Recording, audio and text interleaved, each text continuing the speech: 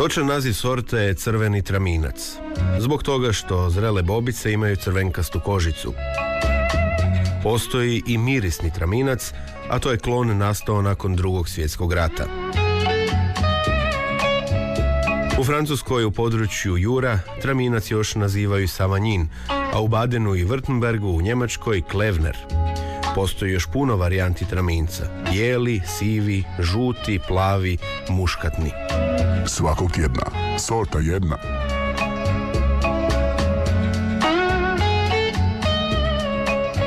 Traminac je vrlo stara sorta. Jedna pretpostavka kaže da mu je pradomovina Egipat iz vremena faraona, a to se zaključuje po stanovitim nalazima iz grobnica drevnih vladara.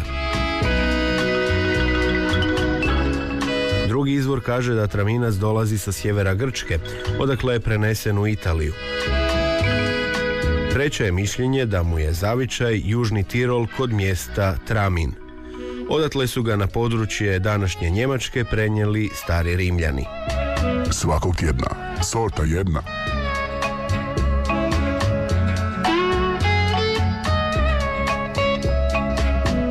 Sorta ima visoke zahtjeve s obzirom na tlo i položaj. Posebno dobro uspijeva na tlu vulkanskog porijekla, ali i na teškom glinenom tlu na ilovači.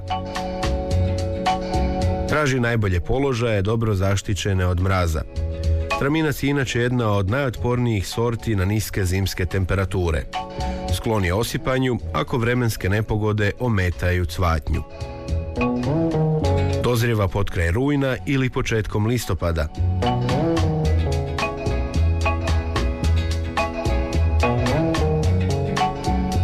Mora se brati isključivo u punoj zrelosti, jer samo kad nakupi mnogo sladora može dati istinsku kakvoću vina. Posebno su od njega cijenjena predikatna vina, a dobro podnosi i odležavanje. Svakog tjedna, sorta jedna.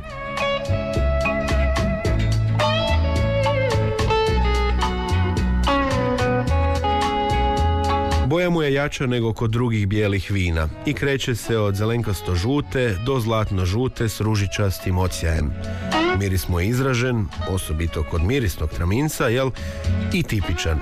Može podsjećati i na ružu.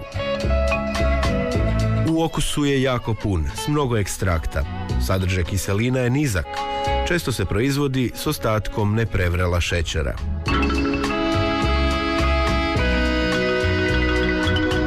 Traminac se pije iz takozvane šardone čaše, serviran na temperaturi od 6 do 8 stupnjeva, a predikatne vrste na 10 stupnjeva. To je vino za svečane prigode, prija kao aperitiv, ali još bolje na kraju obroka. Suhi traminac možete poslužiti i u slane savijače i pite od sira, te blagi kozji i ovčji sir. Traminci s ostatkom neprevrelog šećera preporučuju se uz predjela poput gušće paštete te uz slatke deserte, na primjer kolače s nepreslatkom kremom ili kolače s orasima.